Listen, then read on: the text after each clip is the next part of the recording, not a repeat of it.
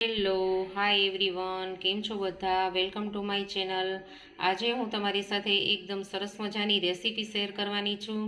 આજે આપણે દુબઈની ફેમસ એવી ખજૂરની ચોકલેટ બનાવશું. તો ચાલો આપણે એના ઇન્ગ્રીડિયન્ટ્સ જોઈ લઈએ.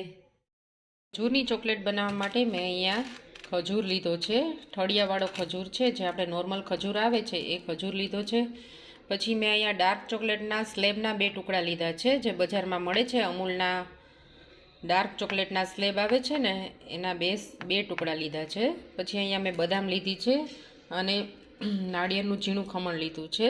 તો ચાલો આપણે બનાવીએ ખજૂરની ચોકલેટ. હવે આપણે જે આ ડાર્ક ચોકલેટનો સ્લેબ છે ને, એને આવી રીતે આપણે સુધારી લેશું. આવી રીતે છીણવું હોય તો છીણી પણ શકાય, અને આવી રીતે ચપ્પુથી આપણે એને સુધારી લેશું. અને પછી આપણે એને ડબલ બોઇલ કરવાનું છે. ડબલ બોઇલ કરી અને આને આપણે પીગાળવાની છે. જો આ રીતે આપણે સુધારી લેશું. આપણી જે ડાર્ક ચોકલેટનો સ્લેબ છે એને મેં આવી રીતે કટ કરી લીધું છે, ઝીણું એને સમારી લીધું છે. હવે જે આપણે આ ખજૂર છે એ ખજૂરના છે ને આપણે આવી રીતે આમાંથી ઠળિયા કાઢી લેવાના છે. ખજૂરના છે ને આવી રીતે ઠળિયા કાઢી લેશું આપણે. ખજૂરનો ઠળિયો કાઢી, જો મેં ઠળિયો કાઢી લીધો છે. હવે આ બદામ છે ને એને આવી રીતે આપણે ખજૂરમાં સેટ કરી દઈશું.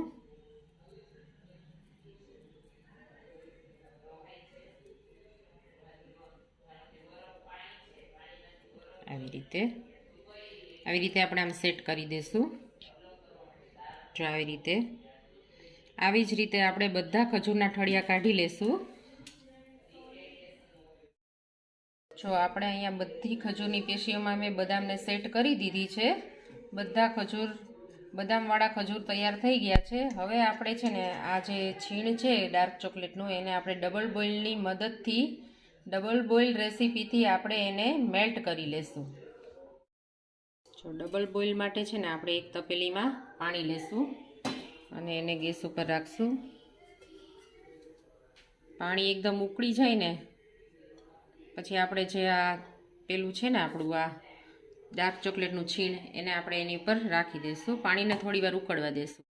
પાણી હવે ગરમ થઈ ગયું છે. હવે આ જે ચોકલેટનું છીણ છે ને ડાર્ક ચોકલેટનું, એને હું આની પર રાખી દઈશ અને આને લો ફ્લેમ ઉપર આપણે મેલ્ટ કરવાનું છે.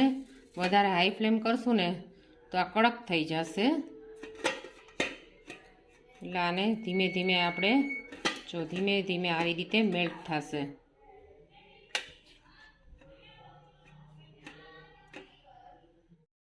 આપણી ચોકલેટ છે ને મેલ્ટ થવા માંડી છે. હવે આપણે આને હજી 2-3 મિનિટ સુધી મેલ્ટ કરશું. જો આપણી ચોકલેટ છે ને મેલ્ટ થઈ ગઈ છે. આ રીતની કન્સિસ્ટન્સી રાખવાની છે.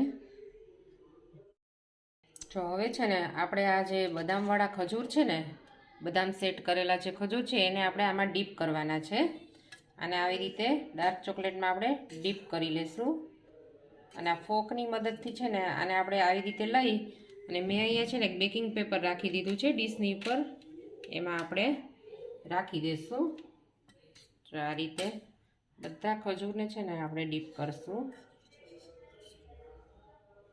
આવી રીતે, એટલે વધારાનું જે ચોકલેટ હોય ને એ નીકળી જાય.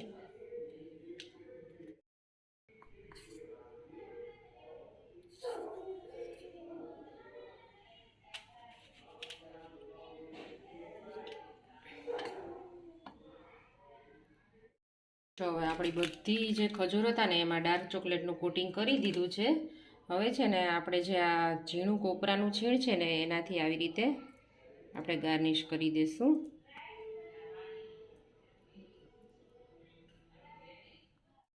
જુઓ અહીંયા બધી ચોકલેટ ઉપર મેં છે ને નાળિયેરના ખમણનું કોટિંગ કરી દીધું છે, ગાર્નિશ કરી દીધી છે. આ ખજૂરની ચોકલેટ છે ને એ દુબઈની ફેમસ ચોકલેટ છે. હવે આપણે છે ને આને 5 મિનિટ સુધી ફ્રીઝમાં સેટ થવા મૂકી દઈશું. ચોકલેટ છે ને ફ્રીઝમાં 5-10 મિનિટ રાખી દીધી. હવે સેટ થઈ ગઈ છે. જો આપણી ચોકલેટ એકદમ સરસ તૈયાર થઈ ગઈ છે. હવે છે ને જે આપણે આનો આ ભાગ છે ને, વધારાનો ચોકલેટનો ભાગ છે ને, આવી રીતે કાઢી નાખશું અને આપણે એક પ્લેટમાં આને લઈ લેશું. તો આપણી દુબઈની ફેમસ એવી ખજૂરની ચોકલેટ રેડી છે. તમે પણ ઘરે અચૂક બનાવજો અને બજાર કરતાં ખૂબ ઓછા ખર્ચે તૈયાર થઈ જાય છે અને ખૂબ ડિલિશિયસ અને યમી લાગે છે. તમે પણ આ ઘરે બનાવજો અને મારી રેસીપી જો તમને ગમી હોય તો તેને લાઈક કરજો અને શેર કરજો અને મારી ચેનલને સબસ્ક્રાઈબ કરવાનું ના ભૂલતા. ફરી પાછી આપણે અવનવી રેસીપીઓ સાથે મળશું, નવા સ્વાદ સાથે. તો થેન્ક યુ ફોર વોચિંગ.